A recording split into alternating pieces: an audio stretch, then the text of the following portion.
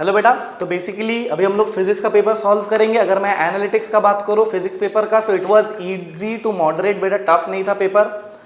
अगर तुम ब्रेकआउट चाहोगे तो मैं बोलूँगा बेटा 85% of the paper was easy, 5% paper जो एनसीईआरटी से डेटा बेस्ड आ गया था और 6 to 7% paper was moderate and 3% was based on analytical skills. बेटा टफ पेपर बिल्कुल भी नहीं था, इजी टू मॉडरेट बोल सकते हो।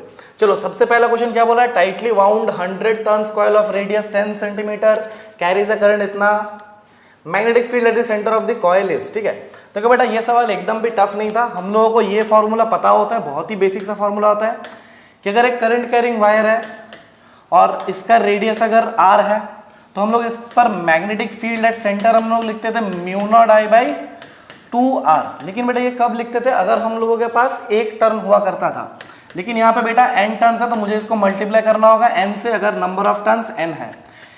यहाँ पे n का वैल्यू 100 है, ठीक है, रेडियस 10 सेंटीमीटर बोला तो मैं यहाँ से आराम से वैल्यूज को पुट करूंगा और सॉल्व कर सकता हूँ। बेटा बहुत ही सिंपल सवाल आया था, फॉर्मूला बेस्ड। यहाँ पे n का वैल्यू तुमको बोल दिया गया है 100, बेटा i का वैल्यू बोल दिया गया है 7 एम्पियर, ठीक है, और बेटा रेडियस का वैल्यू तुमको बोल दिया गया है 10 सेंटीमीटर। तो इन सबको कन्वर्ट करके हम लोग इजीली पुट कर सकते हैं और वैल्यू हमारे पास आ जाएगा। Correct option will be option number 3 which is 44 milli tesla. ठीक है, नेक्स्ट क्वेश्चन हम पे आते हैं बेटा। नेक्स्ट क्वेश्चन था, हाँ, जो कि मैं बोल रहा था दो एक क्वेश्चन आया था जो कि एकदम डेटा बेस्ड था। जैसे कि ये डेटा बेस्ड है बेटा, तो डेटा बेस्ड अगर है तो बेटा बहुत ही सिंपल है, ये option number 3 will be the correct answer. तो मैं यहाँ पे लिख देता हूँ कि क्वेश्चन नंबर 2 जो है बेटा वो डेटा बेस्ड सवाल था। अगर तुम्हें डेटा याद रहता तो बेटा सॉल्व हो जाता, डेटा अगर याद नहीं है तो मजा ले, ये सॉल्व वो नहीं होगा सॉल्व। क्वेश्चन नंबर 3 पे आते हैं, बोला जा रहा है thermodynamic system is taken through the cycle. ये बेटा देखो इसमें तो सॉल्व करना ही नहीं था, इस क्वेश्चन को सॉल्व करना ही नहीं था। हमें पता है कि साइक्लिक प्रोसेस में वर्क डन 0 होता है, तो बेटा सीधा सीधा आंसर 0 मारते हैं और हम लोग निकल जाते हैं। ठीक है, क्वेश्चन नंबर 4 पे आते हैं बेटा। Question number 4, unpolarised beam strikes a glass surface at Brewster angle. बेटा ये भी एक डेटाबेस सवाल है। हम लोग को पता है कि अगर मान लो एक सरफेस है ऐसा और एक मान लो ऐसे वेव आया, ऐसे लाइट का वेव, ठीक है, या फिर लाइट का बीम आया ऐसा, इसका कुछ पार्ट रिफ्रैक्ट हो जाएगा ऐसे और कुछ पार्ट रिफ्लेक्ट हो जाएगा ऐसे। हमें पता है कि जो पार्ट रिफ्रैक्ट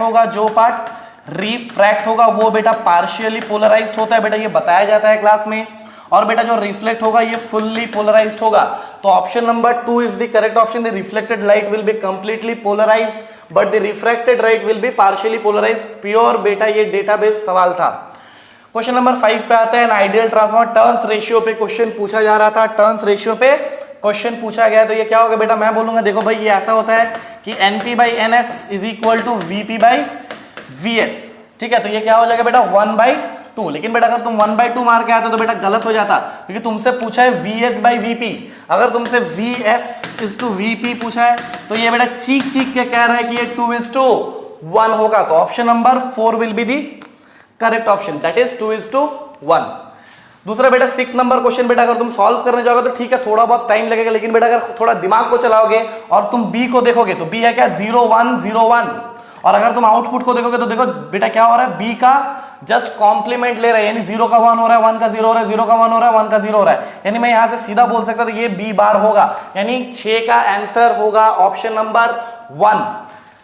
चलो 7 नंबर पे आता बेटा, ये भी बहुत ही इजी सवाल था बेटा। अगर तुम लोगों ने थोड़ा बहुत पढ़ा होगा यूनिट्स एंड मेजरमेंट्स, तो ये सवाल कोई दम नहीं था। 7 नंबर क्वेश्चन को देखते हैं, बोला जा रहा है n+1 divisions of vernier scale, यानी n+1 VSD that is equal to n MSD। तो यहां से हम लोग ये फॉर्मूला यूज करके हम लोग सॉल्व कर सकते थे। हम लोग को पूछा थी वर्नियर कांस्टेंट, और वर्नियर कांस्टेंट होता है 1 MSD - 1 VSD। यहां से बेटा हम लोग को रिलेशन मिल जाता है MSD और VSD में, और वहां से हम लोग सवाल को सॉल्व कर सकते थे बेटा।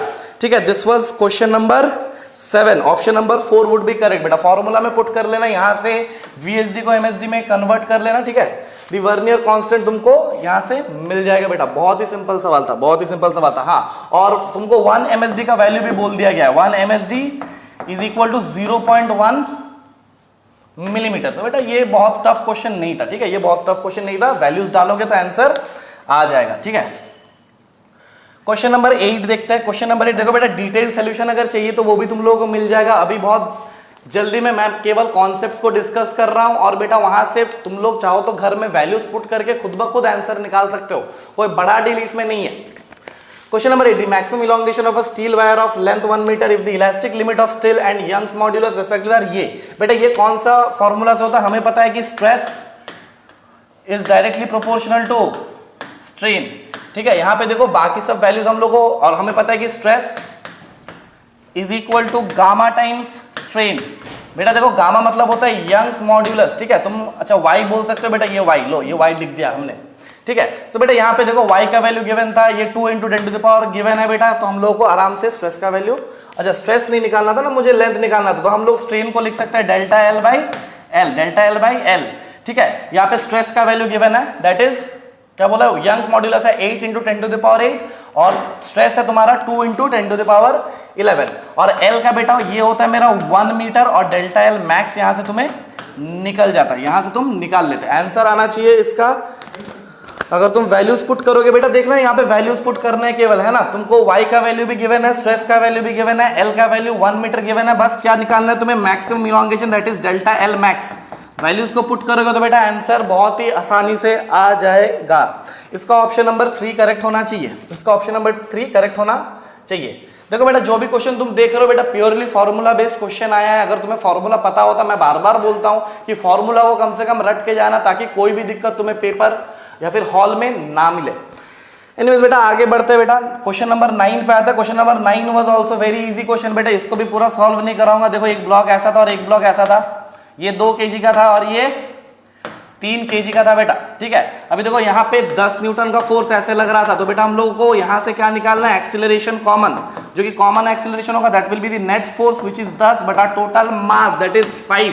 ये आ जाता है मेरा 2 मीटर पर सेकंड स्क्वायर। अभी 2 kg ब्लॉक को एनालाइज कर लो बेटा, इधर में नॉर्मल लग रहा होगा और इधर में 10 न्यूटन लग रहा होगा और ये चल रहा होगा ऐसे 2 मीटर पर सेकंड स्क्वायर से बेटा। अभी यहां से तुम आराम से न्यूटन लॉज ऑफ मोशन लगा सकते हो and you can easily find out the answer and the correct option will be option number 1 that is 6 Newton.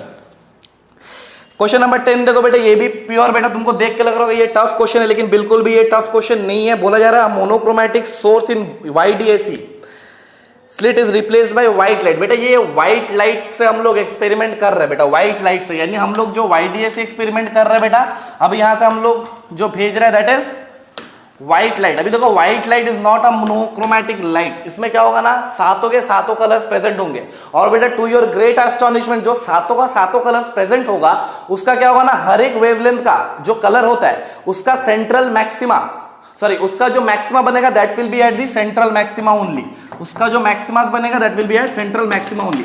अभी तुम सोचो सेंट्रल मैक्सिमा पे वो सातों कलर्स आके मिलेंगे तो बेटा क्या होगा, क्या होगा, सातों कलर अगर मिलेंगे तो तुम्हें वहां पे एक व्हाइट ब्राइट फ्रिंज मिलेगा। तो मुझे लगता है कि क्वेश्चन नंबर 10 का ऑप्शन होना चाहिए, there will be a central bright fringe, bright white fringe surrounded by few coloured fringe. ये हम लोग डिस्कस कर चुके हैं बेटा, यहां से जैसे जाएंगे तो there will be some colour का वेरिएशन, लेकिन बेटा सेंट्रल मैक्सिमा पे क्या होगा, there will be a white spot.